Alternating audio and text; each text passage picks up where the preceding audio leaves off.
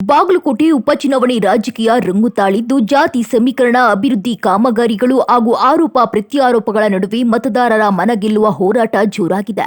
ಆ ಕುರಿತು ಒಂದು ವರದಿ ಇಲ್ಲಿದೆ ನೋಡಿ. ಬಾಗಲಕೋಟೆ ಕ್ಷೇತ್ರ ಉಪಚುನಾವಣೆಗೆ ಸಜ್ಜಾಗಿದೆ. ಈ ವೇಳೆ ಸರ್ಕಾರಿ ಮೆಡಿಕಲ್ ಕಾಲೇಜಿಗೆ ಶಂಕುಸ್ಥಾಪನೆ ನೆರವೇರಿಸುವ ಮೂಲಕ ಸಿಎಂ ಸಿದ್ದರಾಮಯ್ಯ ಹಾಗೂ ಡಿಸಿಎಂ ಡಿಕೆ ಶಿವಕುಮಾರ್ ಚುನಾವಣಾ ಅಖಾಡಕ್ಕಿಳಿದಿದ್ದಾರೆ.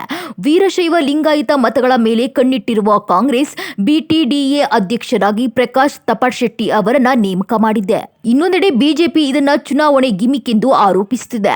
ಈ ವೇಳೆ ಮಾಜಿ ಶಾಸಕ ವೀರಣ್ಣ ಚರಂತಿಮಠ್ ವಾಗ್ದಾಳಿ ನಡೆಸಿದ್ರು.